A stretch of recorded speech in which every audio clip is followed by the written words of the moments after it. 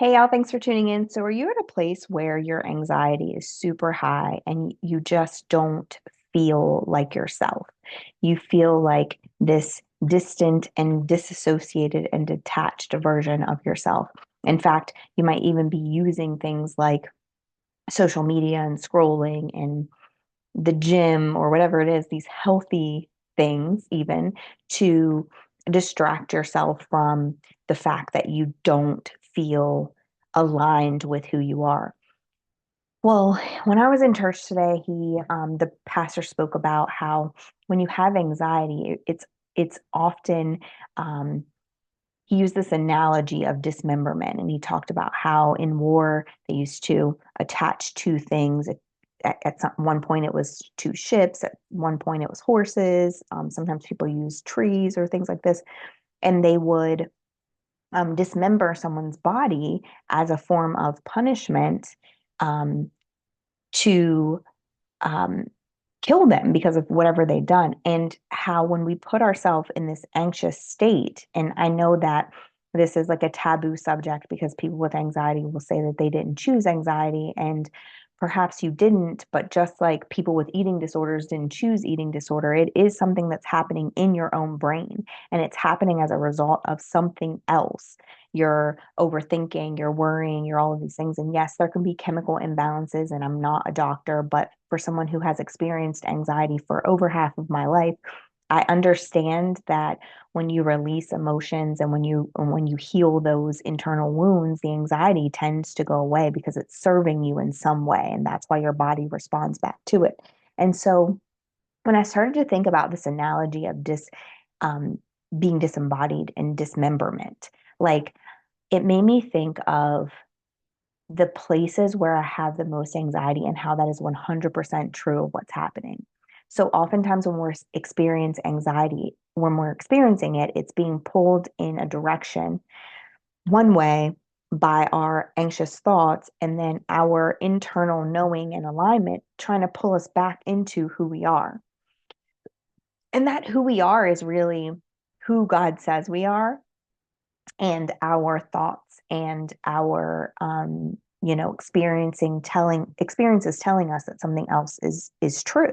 And so when you think about the pull of anxiety, right, the major places that it happens for me is like I have this belief, but then I also have doubt.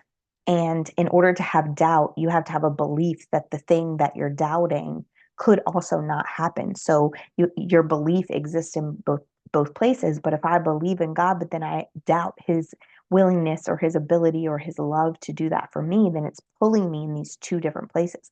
And my body is having a physical response to that because it wants me to be in alignment with myself, but I'm also letting my mind talk me out of that alignment. And so I believe what he says to be true, but I'm also doubting that his abilities are that way, or I'm letting what I've seen happen in other people's lives determine what I actually believe in him. Or I have certainty, but I also have fear. Right. And in order to have fear, you have to be certain that some of those fears could happen. So it's like this whole conundrum of thoughts. And your internal being knows that the certainty exists. Like you believe that certainty to be true. You have a internal knowing that it is true, but your fear, and most of the time it's, fear of things that would never happen and could never happen, makes you overthink and rethink all of the worst case scenarios to keep yourself safe. So you take the fear bait because certainty feels outlandish. Like you can't be certain of anything. But what you are certain of is that God's working things out for the good of those who love him. And sometimes that doesn't make this experience good, but it doesn't mean they have to fear whether he's doing that or not. And that'll cause anxiety because your internal being is certain that God loves you and he wants the best for you. But your fear says, yeah, but, and you insert all of these things and make them larger than your God. And then in the sermon today, he used the thumb, and he was like, when you're certain of what God will do, but then you start to move your problem closer and closer and closer to your eye. Like my thumb looks huge in my eye right now because it's so close to my eye. I'm allowing it to taint my vision. I'm allowing it to change my perspective. But if I move that away and say, no, I'm certain of what God is telling me is true, that fear gets smaller and smaller and smaller the more you take it out of your field of vision. And that's true when we put our problems in our face and we determine that they're bigger than our God, then we start to focus on the fear more than we do in the certainty that we know and we've seen and we have proof that God is good and that he's working things out for the good of all of us.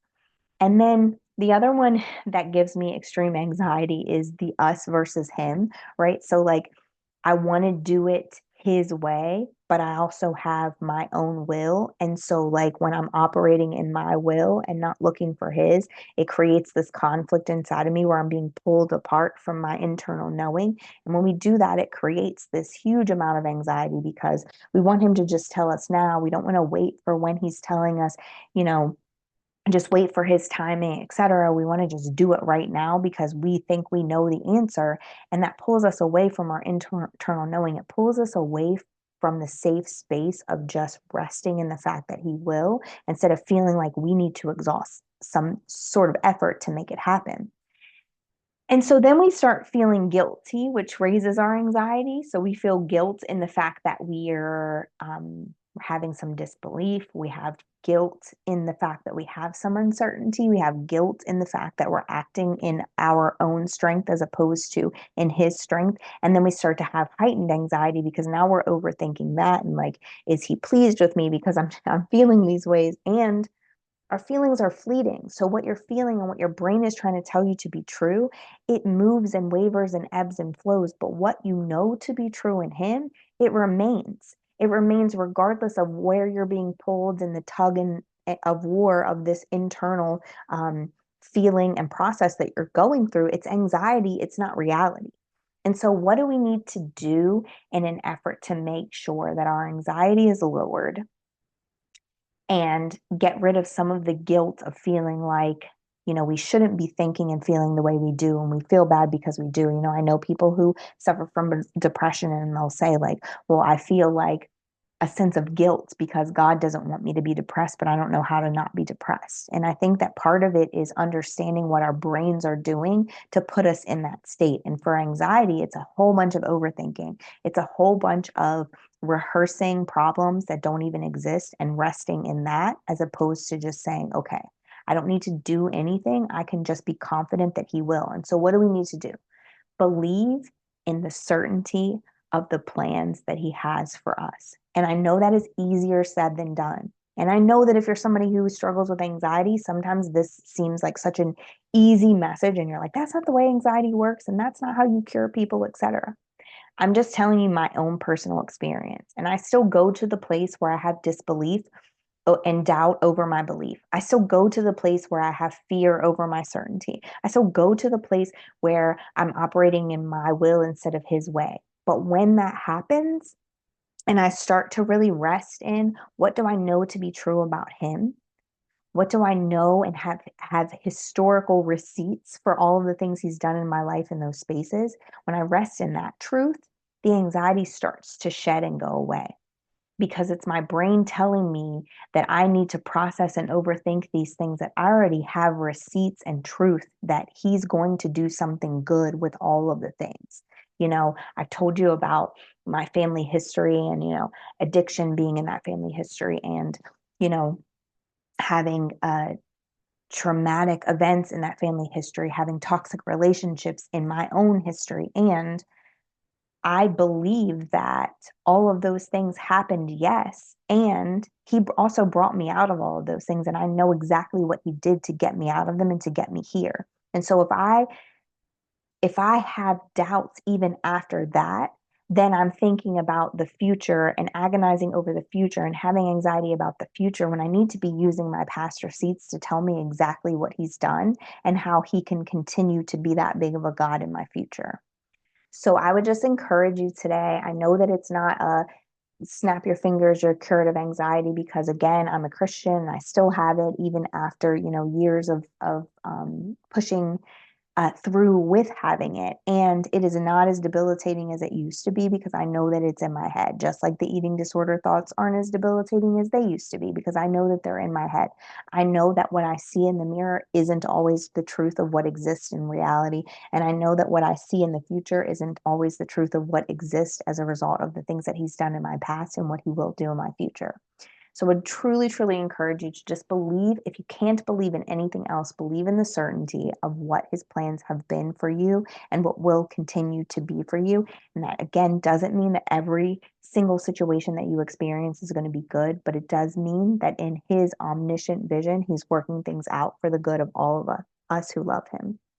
So thank you for tuning in. I appreciate you. If you're still experiencing anxiety and you just want to talk to somebody about how they were able to navigate to a different space, you can look me up on social media. You can DM me. I would be glad to speak to you about the things that I've done to get myself out of the debilitating, having an anxiety attack 2 to 3 times a day to maybe having one every 6 months. And I would love to share that journey with you. And also remember that if you think that this would help somebody break free of the bondage that they're experiencing, make sure to share this with someone else. Make sure to share it on your socials so that somebody can break free of the bondage that they're experiencing that's keeping them from peace. And remember again that knowledge listened to and kept to yourself is selfish, but sharing with other people could just be the catalyst for change that they need. I appreciate you guys for tuning in, and I will see you again next time.